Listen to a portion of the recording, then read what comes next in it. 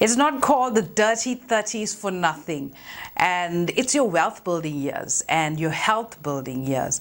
And although I'm still in my 30s, I'm going to share with you some of the lessons that I've learned about wealth building in my 30s. Hi, my name is Yolanda and welcome to Financially Fabulous Females. On this channel, I give you easy, actionable tips, content and strategies that you can use to manage your money well, to live abundantly and build generational wealth. So in this video, I want to share with you some of the lessons that I have learned in wealth building, and I want to share that with you. Hopefully you can use this in your life as well. So first thing is keeping up with the Joneses. Hopefully you are not somebody who's keeping up with the Joneses or the Kandasamis as we are in South Africa.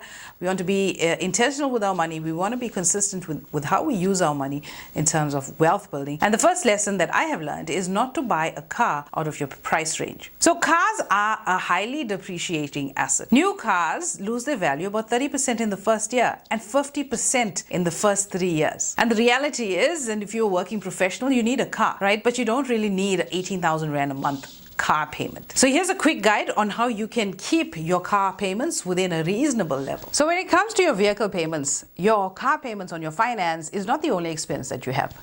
So let's assume that your car payment is 5,000 Rand a month. Your insurance payment is 1,000 Rand a month.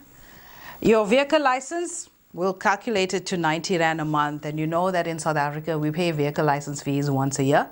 I hope you are doing that. And then you have your monthly fuel and maintenance fee. Let's assume it's 2,500 Rand a month.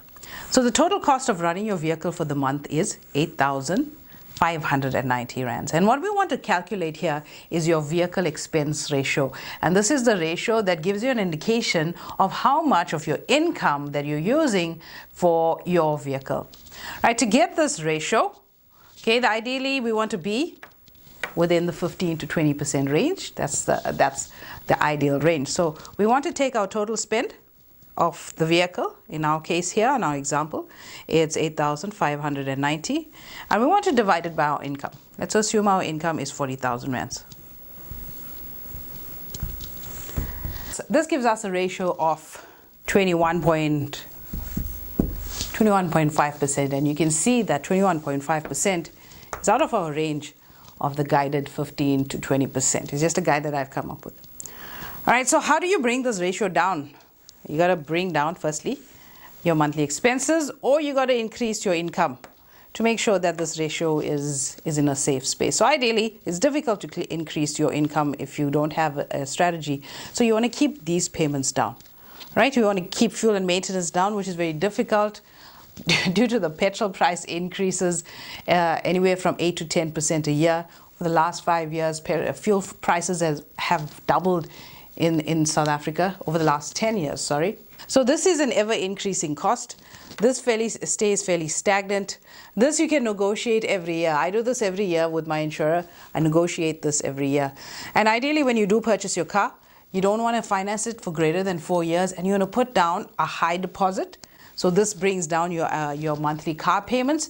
And also, let's not even talk about balloon payments, because financially savvy people don't do that. All right, so this is a quick guide for you on how you can calculate your vehicle expense ratio. And if this is on the high side, you need to adjust accordingly. If you're getting value from this video, please consider subscribing to this channel so you'll be notified every time I put out a new video. Please like this video as well. It will help me reach people just like you that are looking for personal finance content. The second lesson that you need to know in your 30s is do not buy a home more than you can afford, because you're going to spend every single extra cent you have paying down your bond, your 7%, 8% bond. So what happens in terms of building an emergency fund, saving for retirement, investing? What quality of life will you have if you dump every single cent that you have into this bond? Investing offshore can easily give you a 15% plus annual return. So why do you want to be paying off a 7% bond when you can be getting greater returns elsewhere? Right, so you gotta not buy so high. So consider a house that gives you better value in a good area that will appreciate over time, that you could sell at a profit at a later stage, and it meets the requirements in terms of your budgetary needs as well. Lesson 3 is lifestyle creep. Now, every time you're getting an increase at work, if you're lucky enough to get a 5%, you start spending more. You upgrade your car, you upgrade your phone, you're eating out more. So those are the kind of lifestyle creeps that creep up in your 30s because you're more established in your career, you get a nice pay raise. But the reality is that 5% annual increase it needs to be used as an inflationary buffer to buffer the expenses that are increasing year on year, and also to increase the contributions to your retirement and your investment solutions as well. So if you're struggling with spending, try and withdraw your funds cash. Whatever your budget is for your luxuries that month, withdraw it cash and spend cash. So you're not tempted to overspend on your credit cards. So when that money is done, that cash in your hand, once it's done, whether you spend it in a day or 20 days, once it's done, it's done. That's it. Wait for the next pay cycle. Lesson number 4 is about living on credit. Now, credit, consumer credit in South Africa is very high.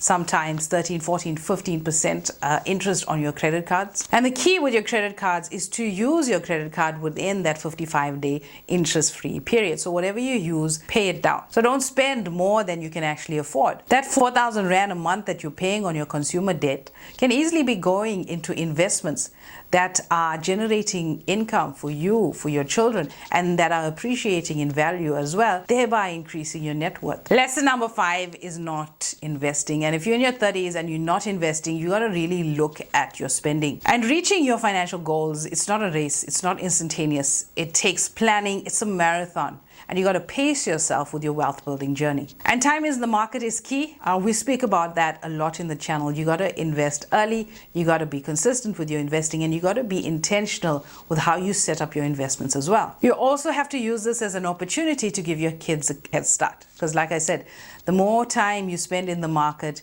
it's far greater than how much you spend with your investments. So whatever head start you can give to your kids, whether it's a once-off 5,000 Rand investment over a period of 30 to 40 years, that 5,000 Rand can grow depending on the type of investment portfolio that you're in. So after you pay your tithes, giving is a big part of wealth building. Pay yourself first. And when you pay yourself first, invest into efficient solutions. And we speak more about that here. All right, so those are my 5 lessons that you need to know in your 30s. Still have a couple of years to go in my 30s, so I'll update this video as soon as we have a few more lessons to share with you about wealth building in your 30s.